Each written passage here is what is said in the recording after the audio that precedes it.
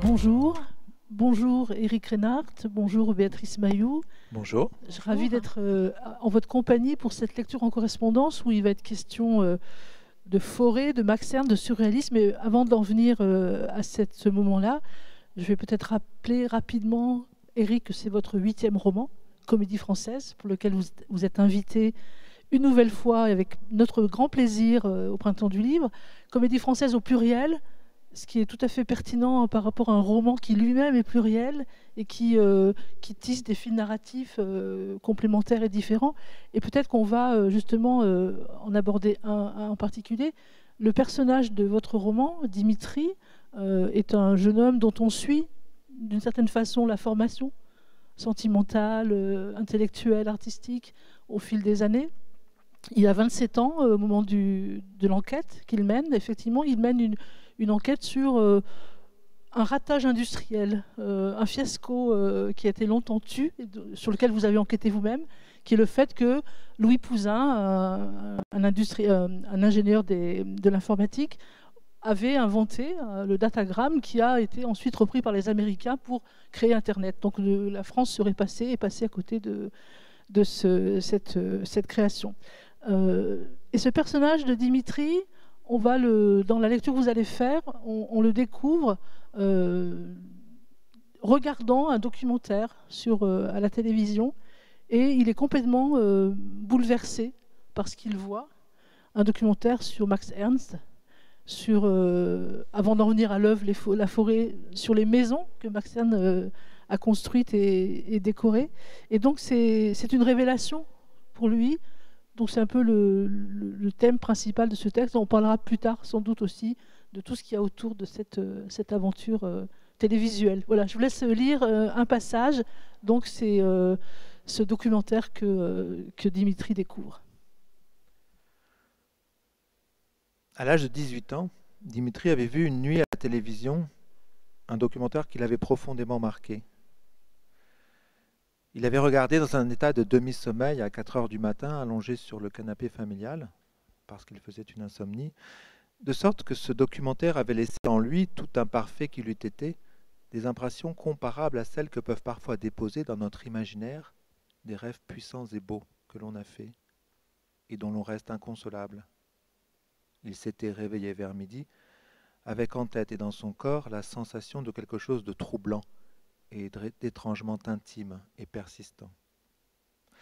Parce que cette histoire lui avait été inoculée de cette façon-là, comme en intraveineuse, par la seringue nocturne et onirique, elle avait acquis dans sa vie une certaine importance. Il en était, pour ainsi dire, nostalgique, exactement comme si, l'ayant vécu lui-même, il pouvait se la remémorer comme on se remémore son passé. Elle lui appartenait, elle le hantait, elle éclairait son avenir d'une lumière de désir et d'espoir. Avait été cousu à son cerveau un nouveau morceau de mémoire, un nouveau savoir sensible. Il se sentait en relation étroite, ésotérique, autorisée, avec l'homme auquel le dit documentaire était consacré, Max Ernst. Ce qui l'avait d'abord rendu envieux et attiré comme seul attire les grands exemples, de sorte qu'une nouvelle étoile était apparue cette nuit-là dans le ciel de son existence, c'était d'apprendre que Max Ernst avait bâti, restauré, aménagé et décoré de ses propres mains les maisons où il avait vécu deux des grandes histoires d'amour de sa vie. L'une avec Leonora Carrington à Saint-Martin d'Ardèche de 1937 à 1939, l'autre avec Dorothea Tanning à Sedona dans l'Arizona à partir de 1946. De patientes utopies, loin des villes, dans des paysages. À Saint-Martin d'Ardèche, aidé d'artisans locaux, Max Ernst avait passé 1 an à restaurer une maison en ruine. Une fois la bâtisse retapée, il avait orné les murs de fresques, de sculptures et de bas-reliefs en ciment, modelés à la main avec un allant extraordinaire, s'agissant d'un homme de 47 ans. Dimitri l'avait adoré, cette idée d'œuvrer 12 mois durant à la confection d'un lieu dévolu à leur amour et à la création, à la fois temple et offrande, palais et cachette, manifeste artistique et existentiel, rempart tangible et ironique contre le monde extérieur. C'était d'une telle sincérité, c'était d'une telle insolence. Avec ses doigts joyeux qui façonnaient les effusions du bâti, ces mêmes doigts qui, la nuit, caressaient le corps blanc de Leonora Carrington. D'ailleurs, Max Ernst n'avait-il pas déclaré un jour que la sculpture se faisait à deux mains comme l'amour ? Il offrait à leur amour une visibilité monumentale. La maison ne passait pas inaperçue. Cette éclatante proclamation de leur plénitude déliait les langues et suscitait la jalousie des villageois, mais peut-être de l'admiration, des vocations aussi. Il y avait dans ces saillies en ciment et dans ces tatouages picturaux innombrables quelque chose de tendre et de spectaculaire qui à la fois sanctifiait cet amour et en attisait la ferveur, le protégeait des mauvais démons et le projetait avec foi vers l'avenir. C'était quelque chose de cet ordre qui s'était passé dans cette maison ardéchoise. Et Dimitri en avait instantanément conçu une poignante émotion. Ce qu'il avait eu sous les yeux cette nuit-là, c'était cela même qu'il voulait vivre un jour lui aussi. Il n'y a rien de plus beau que de choisir à deux la maison où l'on va vivre, en rupture orgueilleuse avec le monde, que de la préparer, que de s'y installer, de l'investir, de s'y enfouir, que de l'orner de fétiches à soi seul destinés, que de façonner ce lieu jaloux à l'image de ce que l'on est l'un avec l'autre et l'un pour l'autre ensemble, pour en faire une coquille, une citadelle de poésie, un repère de contrebandiers, une forteresse amoureuse. Rien de plus fondamental, rien de plus immémorial, rien de plus primitif en somme, rien de plus archaïque. Les photos étaient irrésistibles, on avait envie de vivre un jour la même chose qu'eux, mais l'époque actuelle autorisait-elle ce type de lente expérience dans la solitude à deux? On voyait Max Ernst juché sur une échelle modelée à la truelle, le buste de la créature humaine à tête d'oiseau qui allait dominer de sa haute taille l'imposant bas-relief de la façade. On voyait Leonora Carrington assise dehors contre un mur avec Max Ernst, un bras autour de ses épaules. Elle a l'air d'un frêle animal incrédule, ils sourient tous les deux. Max Ernst regarde l'objectif avec une grande douceur, tandis que Leonora Carrington envisage pensivement le hors-champ. Son visage est habité, elle est belle et tendrement confiante. Elle se consume d'intelligence. Elle a de massifs cheveux noirs, ses sourcils sont épais, son front est très dégagé. Elle est dense et pleine de pensées étonnées, cela se sent. Cette photo s'était ancrée dans l'esprit de Dimitri, comme l'image même du bonheur amoureux qu'il poursuivait de ses rêves.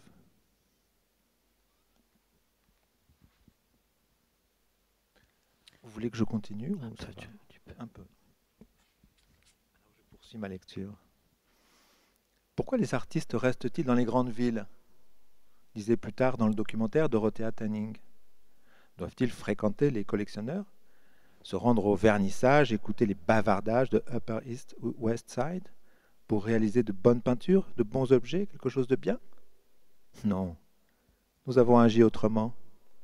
En 1946, Max et moi avons fait un second grand voyage. Cette fois, nous avons emporté les toiles, les cadres, les couleurs et le totem, les poupées Kachina, les peintures. Nous voulions retourner à Sedona, Arizona, où nous avions déjà passé l'été. Ce paysage était resté inoubliable, même après l'été. Nous voulions y rester et construire une maison. À l'écran, on voyait la vieille Ford noire de Max Ernst traîner derrière elle sur des routes poussiéreuses environnées de hautes cathédrales rousses et spongieuses, telles des répercussions dans la réalité de son propre imaginaire pictural. Une remorque brinque-ballante chargée de leur peinture, en pleine nuit, en lisière du sommeil, cette pathétique reconstitution d'époque tentée par le réalisateur avait fonctionné au-delà de toute espérance sur l'esprit crédule et romantique de Dimitri, comme si Max Ernst les lui avait adressés d'outre-tombe comme étant ses propres souvenirs visuels de leur installation à Sedona en 1946.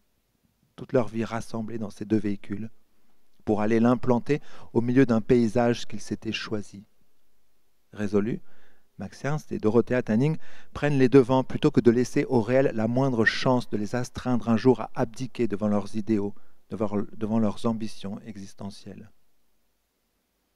Sedona, des années inoubliables, poursuit Dorothea Tanning. Nous faisions la cuisine en plein air, sur des pierres, sur un feu de bois. Nous avons construit la maison en bois car il n'y avait pas d'eau. À la scierie, Max allait choisir du bois, Il achetait des planches noueuses et vertes, beaucoup trop fraîches. Nous jouions à fabriquer notre maison. Dimitri avait vu Max Ernst accroupi planter des clous dans un plancher torse nu, en bermuda blanc, chaussé de fines sandalettes noires. La position du corps du peintre est celle d'un danseur, il est gracieux, c'est un oiseau. On croirait une sculpture de Max Ernst, cette posture de Max Ernst recourbé, délicat vers le sol, son marteau est semblable à un bec. Dimitri avait été brûlé cette nuit-là par le spectacle du bonheur simple et valeureux de ceux qui ont l'audace d'aller construire leur maison là où c'est le plus beau, face à une vaste image immémoriale, parce qu'ils ont compris qu'ils n'avaient besoin de rien d'autre que d'eux-mêmes et du vertige de vivre leur vie. Il en avait eu le cœur serré. Allongé sur le canapé familial, Dimitri espérait qu'il pourrait connaître un jour lui aussi quelque chose de cette nature. Il pensait qu'il n'y avait rien de plus beau que ce qu'il avait là sous les yeux, Max Ernst et Dorothea Tanning, construisant leur maison au milieu du désert, avant de se remettre à créer. Merci beaucoup. Merci beaucoup pour cette lecture d'un texte extrêmement lyrique. On en reparlera peut-être tout à l'heure sur cette dimension de votre écriture. Je vais peut-être passer la parole tout de suite à Béatrice pour qu'elle nous explique comment s'est fait le choix d'une œuvre de Max Ernst en correspondance avec le texte d'Éric Reynard. Peut-être parler des maisons d'abord, il me semble. Oui, ce qui m'intéressait, c'était que Max Ernst, c'est un être qui est foisonnant et qui est toujours dans l'expérience. Et on a l'impression dans ce livre que Dimitri va suivre le fil de ce qui lui passe par la tête. Et donc c'est de la même manière, dans ce livre, on a énormément d'univers qui vont se croiser, très variés. Et on a l'impression qu'ils partent comme ça, un petit peu à la découverte. Donc Max Ernst, déjà, ce qu'on sait, c'est que dès ses études, il va s'intéresser à des univers très variés, puisqu'il a fait des études de littérature, de philosophie, de psychiatrie, d'histoire de l'art. Donc, et pendant toute sa vie, ça va le guider, c'est-à-dire que finalement, tout va se rejoindre dans sa création. Il va créer le mouvement Dada à Cologne, donc il y a un mouvement déjà assez révolutionnaire, on pourrait dire, c'est la mort de l'art, il y a cette idée-là. Et puis il rejoint les surréalistes dès les années 20 à Paris, et notamment rencontrer André Breton, qui dira que c'est l'homme des possibilités infinies. Donc on comprend bien que c'est un être comme ça qui est prêt à tout. Donc dans les maisons, le passage que vous avez lu, c'est effectivement ces deux maisons à deux moments différents, avec deux femmes différentes, où il va créer sous forme d'expérience. Alors il dit qu'il part toujours du réel, Max Ernst, c'est-à-dire que là, pour ces maisons-là, il va utiliser les récipients qui sont autour de lui, des outils agricoles, des coquilles Saint-Jacques, des pots de fleurs qu'il va mouler, et ça va lui donner un vocabulaire formel qu'il utilise en faisant finalement une superposition de tous ces éléments qui vont donner donner la vie à des animaux, qui vont orner finalement ces deux façades, les façades de ces maisons, et qui vont aussi par moments devenir des sculptures dans un temps un peu différent par la suite. La sculpture, c'est son temps de vacances. Il explique que quand il fait de la sculpture, c'est le moment où il s'amuse, quand il n'est pas dans la peinture, et comme un jeu d'enfant, c'est-à-dire comme les enfants qui vont jouer au sable à la plage, qui vont remplir de sable et qui vont construire des châteaux. Il fait ça exactement de la même manière, sauf que c'est de la terre, du ciment, et il va se laisser emporter finalement, se laisser emporter par le réel et par son imagination. Alors au musée, on a une œuvre qui est une œuvre des années 20 aussi, de 1927, qui fait partie de la grande série des forêts. Donc les forêts, il va en faire 80 dans toute sa vie, et particulièrement dans les années 20, ce sont les 15 premières qui ont un point commun, c'est-à-dire qu'elles sont assez sombres. Il faut savoir aussi que Max Ernst est hanté par les images de son enfance. Et quand il était enfant, il partait avec son père dans la forêt, qui était instituteur. Donc il y avait cette idée de la leçon de choses, c'est-à-dire qu'on allait apprendre directement face à la forêt, la nature. On allait se promener, mais il y avait une sorte d'ambivalence pour Max Ernst, c'est-à-dire qu'il était très angoissé par ces forêts qui étaient très grandes, qui étaient aussi froides, certainement assez austères, sombres, et puis le côté aussi fantastique. Il se laissait déjà emporter par cette fantaisie de la forêt. Et par la suite, quand il va créer cette séance du frottage à Pornic, hein, l'expérience de Pornic, vont ressurgir en fait ces éléments de son enfance. Alors l'idée, c'est qu'il est en train de s'embêter dans une chambre, dans un hôtel, et puis d'un coup, il voit le parquet usé, avec des nœuds, et il s'interroge en fait sur cette image-là. Et il repense au tableau d'Acajou qui était en face de son lit quand il était enfant, et il voyait danser des formes, des figures. C'était évidemment l'imagination qui rentrait en jeu. Et il s'est dit, il faut que j'arrive à tirer quelque chose de tout ça. Et il dépose comme ça, sur le sol, sur ce vieux plancher, des feuilles. Et il va en prendre l'empreinte avec une mine de plomb. Et ça va donner naissance à ces forêts. Alors au départ, ce premier dessin s'appelle « Rasant les murs ». Et ce qui l'intéresse, c'est que de ce passage à plat, qui est la prise d'empreinte, il va se rendre compte qu'en la mettant à la verticale, ça offre comme une palissade.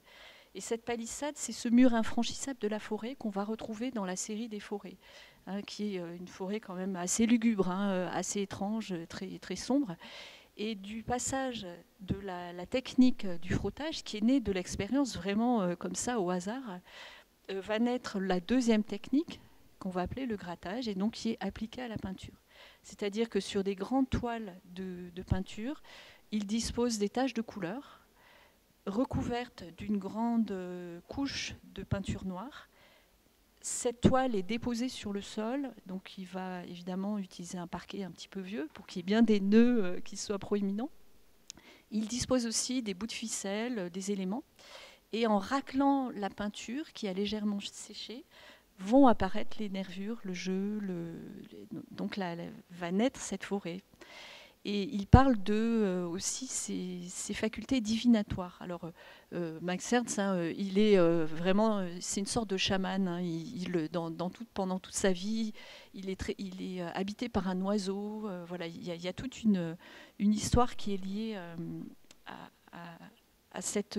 Il écoute en fait ce qui est en train de se passer. Ça, c'est très surréaliste. C'est-à-dire que le passage de la réalité va devenir divinatoire, et donc cette forêt va naître suite à l'empreinte.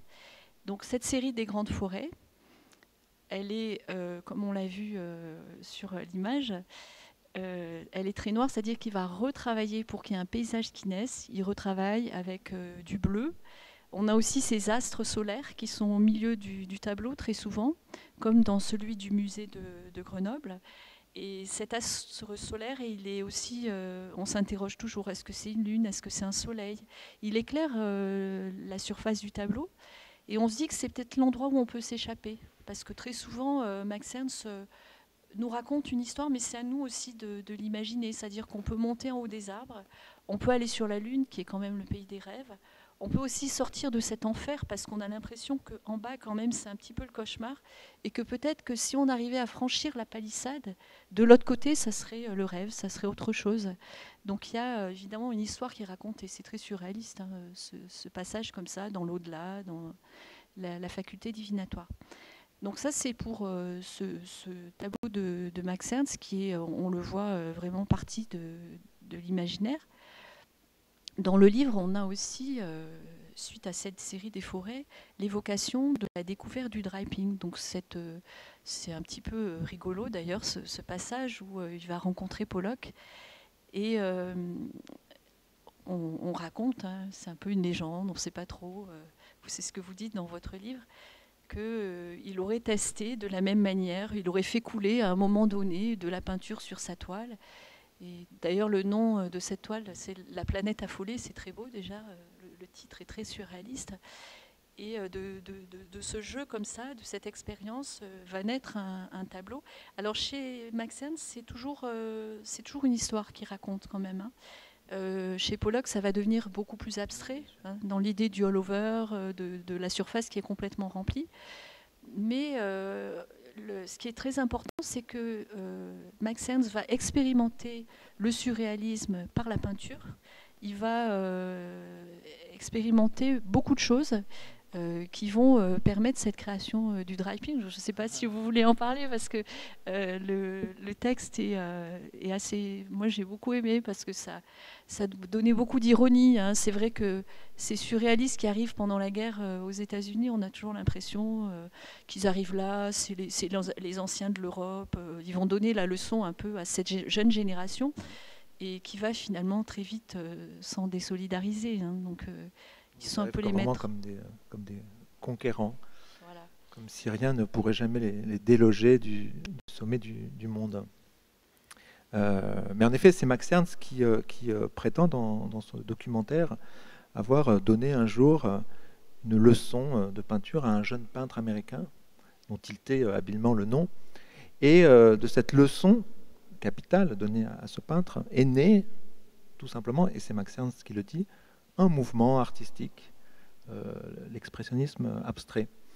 Et donc c'est absolument énorme de dire ça, puisque on sait que la création de ce mouvement américain a entraîné le déplacement de l'épicentre artistique de Paris à New York. C'est-à-dire qu'il y avait une vraie hégémonie des artistes européens et français en particulier sur le monde de l'art. Il n'y avait jamais eu de grand artiste américain. Ça n'existait pas. Le concept même de grand peintre américain n'existait pas. Au MoMA, il n'y avait aucun tableau de peintres et d'artistes américains, à part ceux, disait Motherwell, qu'il leur avait donnés. Et le directeur, Alfred Barr, le directeur du MoMA, ne jurait que par les artistes européens et français et parisiens. Et or, dans les années 50, eh bien, on va assister vraiment à l'essor d'un courant artistique qui allait bouleverser la face du monde sur le plan artistique et plonger l'Europe dans un début de pénombre. Voilà. Et donc je trouvais ça absolument à la fois énorme que Max Ernst s'autorise à dire ça, dans la mesure où le dripping pratiqué par Pollock, comme vous l'avez dit, n'a absolument rien à voir avec celui que pratiquait Max Ernst, même si on peut en effet considérer qu'il y avait vraiment une forme pas même une forme, il y avait du génie chez cet artiste. Vous avez montré tout à l'heure à quel point il expérimentait, il inventait, et c'est absolument fabuleux. Il n'a jamais arrêté, et quand même, il était assez âgé, en 42, et voilà, il a quand même eu cette idée de pratiquer la peinture d'une façon un peu différente, en mettant en point cette technique du dripping. Alors, cette pratique-là, elle restait quand même très, liée à des mythes, à des histoires. C'était assez littéraire, dans le fond. Alors que Pollock, quelques années plus tard, et pas dans la foulée, contrairement à ce que prétend Max Ernst, alors peut-être qu'il s'est souvenu, Pollock, il a fallu un peu de temps pour se rappeler de cette idée géniale dont lui avait parlé un jour ce vieux peintre, ce prince européen de la peinture. Mais Pollock, en effet, il pratiquait une peinture qui était strictement corporelle, physique, débarrassée de toute psychologie. Voilà, c'était quand même un autre langage, même si la technique, en effet, pouvait paraître comme ça, avoir une parenté réelle. Mais non, mais moi j'ai beaucoup d'admiration pour Max Ernst, et puis pour l'homme, comme en témoigne le texte que j'ai lu tout à l'heure. Et ce tableau, par exemple, Les Forêts, je le trouve, c'est l'un de mes tableaux préférés de Max Ernst, en tout cas cette série-là. Et ce qui me fascine dans ce tableau, c'est l'une des choses qui me fascine. Ce soleil a l'air comme rapporté. Il y a, alors peut-être qu'on parlera tout à l'heure de cette esthétique de l'hétérogénéité que j'apprécie, que je développe de livre en livre. Mais là, par exemple, on en a un exemple où, en effet, ce soleil, alors ça va dans le sens de la sensation que vous avez très bien décrite tout à l'heure, sans doute y a-t-il un autre ordre, un autre règne, un autre territoire moins lugubre en tout cas que celui qui se trouve au premier plan et qui nous barre le chemin.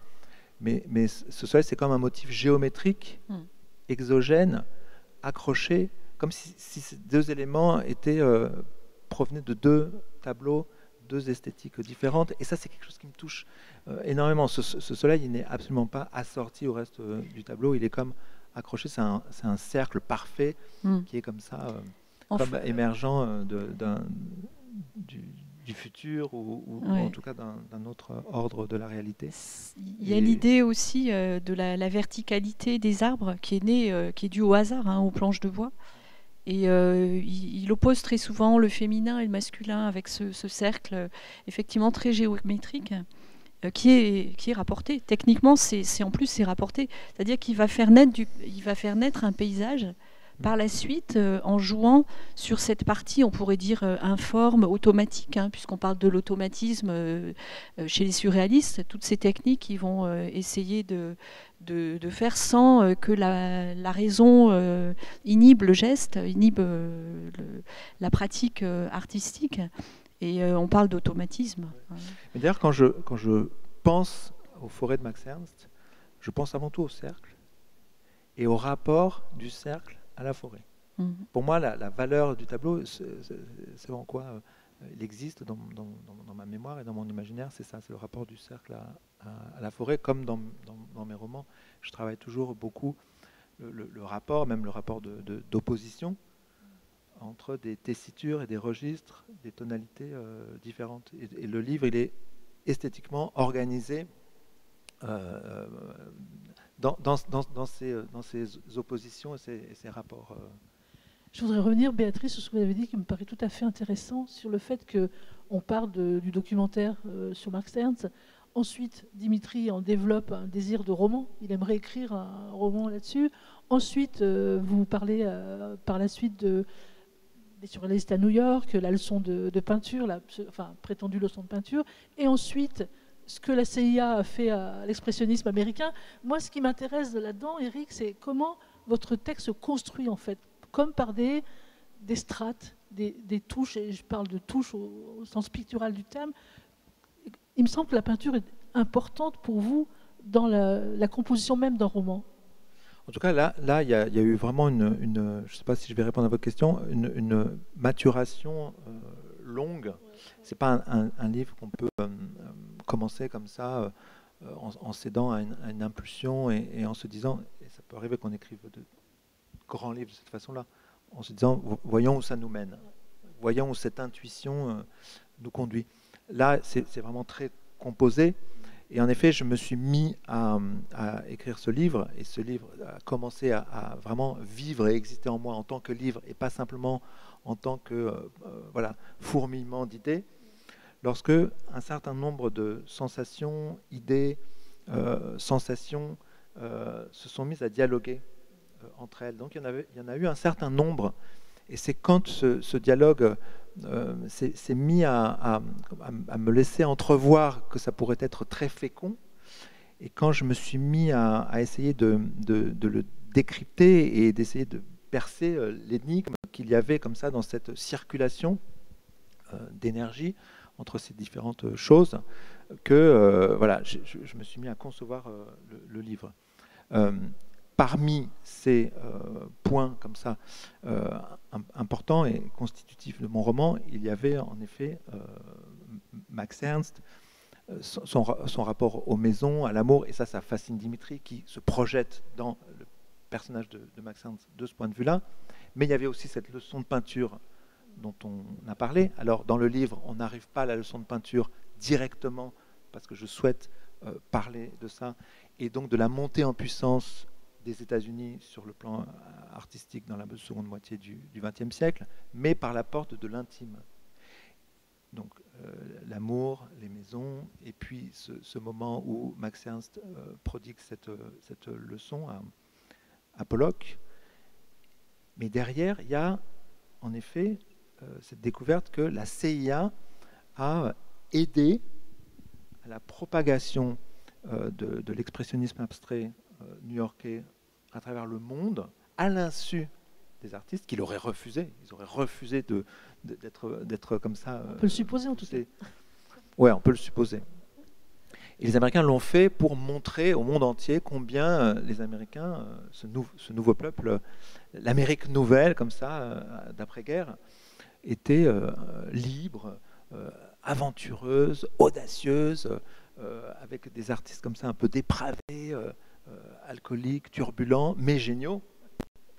Et voilà, c'est ça les États-Unis versus la Russie, enfin l'Union soviétique, avec cette espèce de raideur dogmatique, ces artistes empêchés et tout ça. Bon. Donc il y a eu une réelle propagande et donc une montée en puissance, et les Américains se sont servis des peintres expressionnistes abstraits pour voilà, propager et commencer une entreprise de conquête mondiale, et voilà, dans un souci comme ça d'hégémonie en réalité qui est réel chez les Américains, et il n'y a pas de problème avec ça. Enfin, bon. Et donc, comme une autre partie de mon livre traite du datagramme, c'est-à-dire l'invention de Louis Pouzin sur laquelle repose Internet, abandonné par les pouvoirs publics français en 1974 et dont les Américains se sont emparés pour créer Internet en fusionnant cette invention avec une autre invention européenne qui était le web, inventé au CERN à Genève. Et Internet ayant, bien évidemment, comme chacun sait, accru l'hégémonie américaine dans des proportions jusqu'alors inégalées, avec les GAFA, enfin voilà, le monde numérique dans lequel nous vivons, les Américains sont vraiment très engagés et puissants.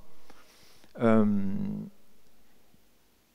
y avait quelque chose là qui circulait dans le livre, mais qui est presque en transparence, que j'ai pas voulu afficher, j'ai pas voulu en faire un mur porteur, comme on dit en architecture, et souvent je établis une analogie entre mes livres et l'architecture. Donc c'est des cloisons amovibles ? C'est sous-jacent, en transparence. Dans le fond, on peut se dire que ce livre traite en partie de la montée en puissance graduelle des États-Unis à partir dans la seconde moitié du XXe siècle. Dans un premier temps, sur le plan symbolique et culturel, et dans un second temps avec la révolution numérique. Et j'aime bien ces correspondances, surtout que on apprend que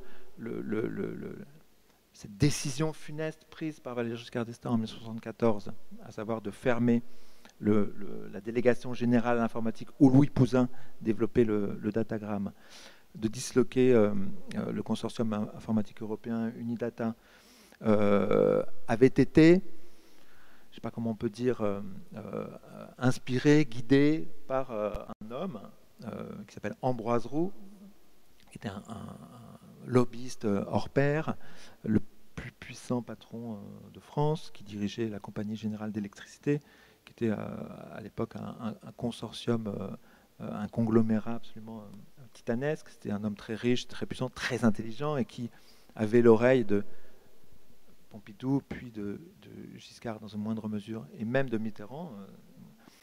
Et voilà, et se trouve que Ambroise Roux, dans le fond, n'a pas vu venir la révolution numérique. Il s'est trompé. Il était plutôt du côté des télécoms. Il était dans une comme ça sentiment de supériorité et presque de suffisance, parce que les ingénieurs des télécoms à l'époque étaient parmi les plus doués et forts au monde, quoi.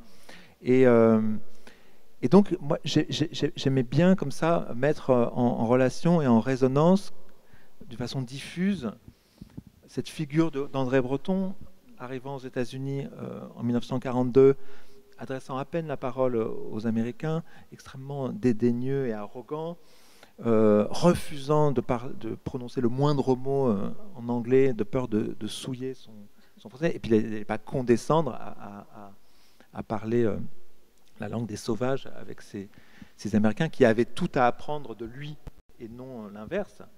Et Breton, que j'adore, mais en effet n'a absolument pas vu poindre, alors qu'il y avait sans doute et très certainement des signes, ce qu'allait devenir les États-Unis et la culture américaine dans les décennies à venir. Je pense qu'il y avait des signes avant-coureurs, mais ça ne l'intéressait pas. De la même façon, Ambroise Roux, grand seigneur des télécoms, ils ont développé le Minitel, qui était comme une merveille technologique. Quand les informaticiens se sont mis à leur expliquer le datagramme et à leur expliquer que les réseaux de transmission de données, ça allait être l'informatique et ça allait être ça, et pas les transmissions point à point que défendaient les télécoms, eh bien, Ambroise Roux ne pouvait imaginer qu'il pourrait être délogé jamais de sa place de leader mondial en quelque sorte des télécoms. Et donc j'aime bien ce genre d'analogie et de rapprochement comme ça, et c'est ce qui constitue voilà, l'électricité du livre. Mais ça, en effet, c'est apparu, ces choses qui se sont mises en place dans mon esprit peu à peu pendant la gestation du livre. De la plume sarcastique qui est la vôtre, vous en profitez au passage pour nous faire comprendre que Giscard d'Estaing n'était pas le moderne qu'il a prétendu être. Mon ami Louis Pouzin, Louis Pouzin que j'ai longuement interviewé pour écrire ce livre, ainsi que Maurice Allègre, qui était le haut fonctionnaire qui travaillait avec Louis Pouzin et qui a défendu le datagramme jusqu'au bout, en allant voir voilà, tous les conseillers ministériels, les ministres et tout ça, en disant mais surtout ne commettez pas cette erreur d'abandonner le datagramme. Et donc le Pouzin me dit mais Giscard, il n'était moderne qu'en photo. Et j'adore cette phrase malicieuse. Louis Pouzin n'ayant gardé absolument aucune rancœur de se camoufler, voilà, et du fait qu'en effet on ne soit pas allé jusqu'au bout. Donc ce livre, effectivement, il repose sur une enquête. Je voudrais revenir sur Dimitri, sur le personnage de Dimitri, par rapport à ce que vous dites volontiers de vos romans, qu'il a toujours plusieurs facettes dans vos romans. On a vu la facette économique, politique, artistique, etc. Et j'ai l'impression que Dimitri lui-même, il est un cristal, en fait, il a plusieurs facettes. Et que dans ce passage-là, on a entendu cet aspect-là de ce personnage-là. Oui, il est à la fois très idéaliste et très ironique. D'ailleurs, la dédicace de ce livre, c'est aux rêveurs, aux railleurs. Je l'ai emprunté à Villers-l'Isle-Adam. C'est la dédicace de l'Ève future de Villers-l'Isle-Adam. Et Villers-l'Isle-Adam, un écrivain que j'adore, symboliste, était un grand idéaliste, comme tous les symbolistes, mais aussi, ce qui est plus rare, un grand railleur, un grand ironique. Et moi, je trouve ça tout à fait logique. Quand on est un grand idéaliste, on est aussi un grand railleur. C'est trahir la confiance d'un idéaliste, c'est s'exposer à la violence de son ironie. Et Dimitri, il est comme ça. Il y croit. Il croit en l'avenir, enfin, il croit en l'homme. Il croit que le monde pourrait progresser, aller vers le mieux, le meilleur, le plus beau. Et en effet, quand il tombe sur des os et sur des histoires comme ça qui montrent qu'en effet, il y a des tas de gens qui n'ont rien à faire du bien commun et de l'intérêt général et qui ne poursuivent que leurs propres intérêts à court terme, eh bien, là, il se transforme instantanément, le rêveur qu'il était se transforme instantanément en guerrier. Et l'arme qu'il a, c'est celle du sarcasme et de l'ironie. Donc, en effet, le livre est traversé comme ça par cette ironie mordante de Dimitri, qui, en effet... alors, c'est des pages satiriques, mais c'est vraiment le premier sens du terme satire. Enfin, quand les Grecs pratiquaient la satire, c'était vraiment pour donner la mort. Hein. Donc, dans ces diatribes, Dimitri souhaite réellement donner la mort symboliquement à Ambroise Roux et voilà, il y a toutes ces personnes qui...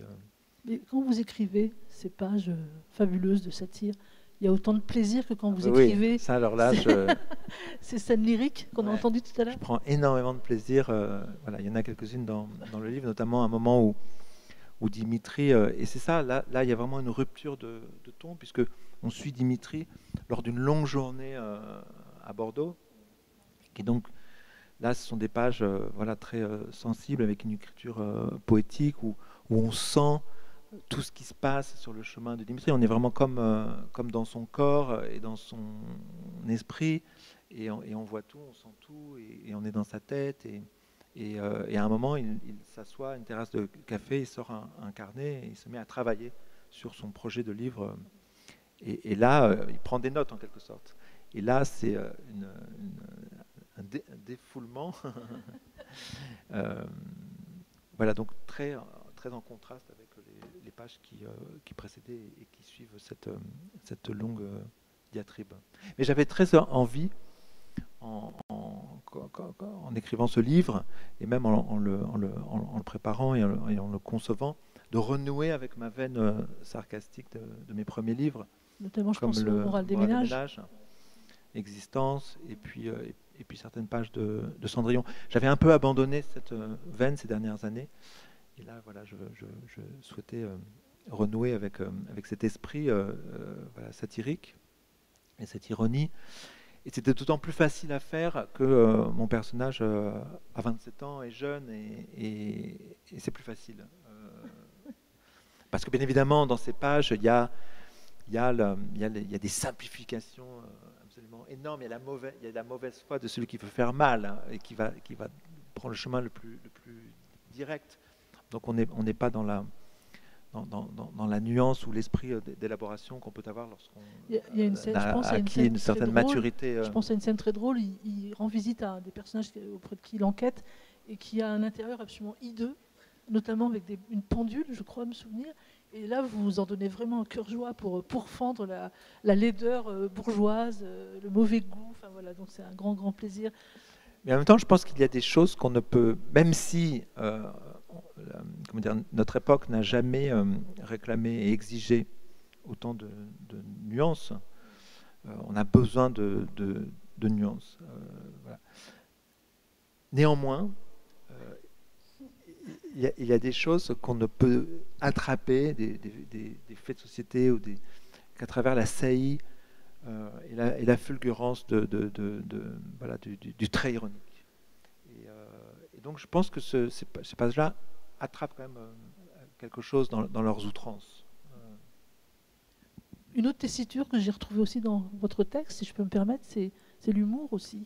Il y en avait déjà beaucoup dans certains de vos livres, mais par exemple, quand Dimitri se retrouve à devenir lobbyiste, ça donne lieu à une conversation avec sa bonne amie, sa meilleure amie Alexandra, qui sont effectivement très drôles, ou bien quand il retrouve son amoureuse inconnue de Madrid, et puis elle est chanteuse, elle donne un concert, finalement c'est une catastrophe, et à la fin il va aller danser avec Pauline, quoi. Voilà. Donc oui, il y a vraiment, vous excellez aussi dans cette dimension humoristique. Merci beaucoup. Je reviens sur l'aspiration qu'on a entendue dans le texte tout à l'heure de Dimitri à cette vie où on construit une maison à l'écart du monde et tout. C'est totalement à l'opposé de ce qu'il est par ailleurs. C'est un homme de la ville. Le livre s'ouvre sur une espèce d'exaltation du bonheur de circuler dans Madrid. Il aime les cafés, comme vous d'ailleurs. Hein. Oui, mais c'est vrai qu'il y a la tentation chez lui qui peut exister chez moi, et je pense de plus en plus chez beaucoup d'entre nous, du retrait, du repli, d'aller se trouver un petit coin caché où on pourra être heureux. Et d'ailleurs, à la fin du livre, voilà, Dimitri projette un autre fantasme dans un texte qu'il écrit comme ça, une nuit où voilà, il rêve de se retirer du monde avec cette femme qu'il a entreaperçue comme ça, Mérette, dans la rue. Et donc il est dans cette dialectique incessante, voilà, comme je le disais tout à l'heure, entre l'idéalisme, enfin, en tout cas l'idéalisme un peu rêveur et la raillerie et l'ironie. Il y a parallèlement à ça une espèce de balancement comme ça entre l'engagement dans la société pour la faire progresser par le militantisme ou voilà, être vigilant, être comme une espèce de vigie, de lanceur d'alerte, donc jouer un rôle édifiant, enfin participer à l'amélioration de notre société, et de l'autre, à l'opposé, comme si la tâche était décourageante d'avance et qu'on savait qu'on n'y arriverait jamais, genre se trouver un coin à l'abri et puis et vivre poétiquement. Et il est comme ça dans cette tension et ce balancement incessant, et je pense qu'on est nombreux aussi, voilà, quand on voit les efforts que déploient un grand nombre de personnes, de plus en plus nombreuses, par rapport au climat, et puis on allume la télé et on voit sur CNews Pascal Praud et toute la bande railler tout ça et considérer les choses, ou parler de cette phrase qu'on entend sans cesse, les écolos sectaires, ou je sais pas quoi. Enfin, les ayatollahs verts. Les ayatollahs verts. Donc la stratégie de l'ennemi, là, c'est de bourrer le crâne du plus grand nombre de personnes possible avec cet élément de langage écolo, terroriste, ayatollah, restricteur de liberté. Donc c'est une vraie guerre, et parfois on peut éprouver le sentiment qu'on n'y arrivera jamais. Il y a une telle résistance, il y a une telle opposition, ou à ceux qui font semblant de ne pas comprendre que quand une personne noire se met à dire où sont les noirs dans la salle, et qui renverse la chose en disant c'est du racisme anti-blanc, là on se dit mais ils sont cons quoi, ou alors non, ils sont intelligents mais ils ont compris, et en fait c'est une guerre, c'est tout. Alors que là on pourrait s'entendre sur un certain nombre de choses, ces personnes pourraient dire ah oui c'est vrai, elle n'a pas tort, sans tout de suite renverser la chose en disant c'est du racisme anti-blanc. Or il y a toute une frange de la population qui tient ce genre de propos, et qui fait que c'est un combat sans fin, et on perd du temps, et voilà, et les générations futures le paieront à cause de ces atermoiements là, voilà. Et donc Dimitri pourrait être tenté à ce moment-là de dire ok, je fais comme Max Ernst, dans le fond, voilà, rien n'est plus beau que de s'aimer dans un endroit magnifique, tout simple, et de vivre de peu et de créer. Oui, moi je crois qu'il y a la dimension poétique, tout simplement, enfin, de se dire, comme Max Ernst, c'est-à-dire il vit sa vie, il se laisse emporter par ses sentiments, par ses expériences. Et chez Dimitri, il y a ce côté-là aussi, c'est-à-dire il est fasciné par ce personnage qui est parti comme ça, avec les femmes qu'il aime, construire des maisons. Et pourtant, s'il était à New York, peut-être qu'il aurait eu plus de notoriété, il aurait pu assister à des repas mondains, on aurait pu parler de lui parce que c'était un grand artiste. Et ça, finalement, il le fuit. Et je pense que ça fascine aussi Dimitri. Il y a cette dimension vraiment de vivre sa vie. Ça, chez Max Ernst, de se soucier aussi peu de sa carrière, en fait, oui. Et de son intérêt. Moi c'est ce que j'ai beaucoup aimé chez ce personnage de Dimitri, cette sorte d'errance. Alors on suit sa pensée, on suit à travers des faits, à travers des événements, à travers des personnages. Finalement, on comprend aussi qu'il a envie comme ça de partir de manière poétique. C'est quelqu'un de très exigeant, et qui n'accepte pas de se laisser enfermer ou piéger dans des vies qu'il ne juge pas être voilà, la vie qui doit être la sienne. Et donc on le voit quand même démissionner 2 fois dans le livre. Et ça, je pense que c'est assez comment dire, représentatif de cette génération où voilà, qui se laisse moins comment dire, voilà, enfermer ou prendre par les grandes fictions qu'on nous a vendues, nous, avec le monde du travail, et on commence au bas de l'échelle et puis on monte peu à peu dans les hiérarchies, même si c'est un peu long, lent et au début fastidieux et tout ça. Ils n'ont pas de temps à perdre. Si ça leur plaît pas, ils changent de boulot, ou ils sont dans un rapport plus frontal avec leur hiérarchie. Et puis voilà, comme s'il y avait une urgence et qui n'avaient pas de temps à perdre. Nous, c'est vrai qu'on s'inscrivait dans un temps long. Là, c'est vrai que quand on a 25 ans, ou 20 ans aujourd'hui, et qu'on commence sa vie professionnelle, on ne peut pas projeter les 40 prochaines années comme ça, d'un seul tenant, genre comme si c'était linéaire, un peu comme voilà, moi quand j'ai commencé à travailler. Donc il y a une impatience et une grande exigence, d'autant que dans les entreprises, avec la globalisation, il y a une espèce comme ça, de verticalité du pouvoir qui entraîne une unification comme ça des process, qui fait que souvent les métiers qu'on est amené à exercer en sortir de ces études, et de longues études, comme ce qu'a fait Dimitri, puisqu'il est diplômé de Sciences Po, sont un peu ennuyeux. On passe ses journées, comme je le décris dans le livre, à faire des reportings et à aller de réunion en réunion et à devoir rendre des comptes sur ses objectifs, etc. En tout cas, pour ceux qui n'ont pas lu votre roman, je les invite à vite plonger dedans et à suivre les multiples vies de Dimitri. Merci beaucoup, Merci. Béatrice. Merci, Eric. Merci. Et bonne suite de printemps du livre. Merci. Merci.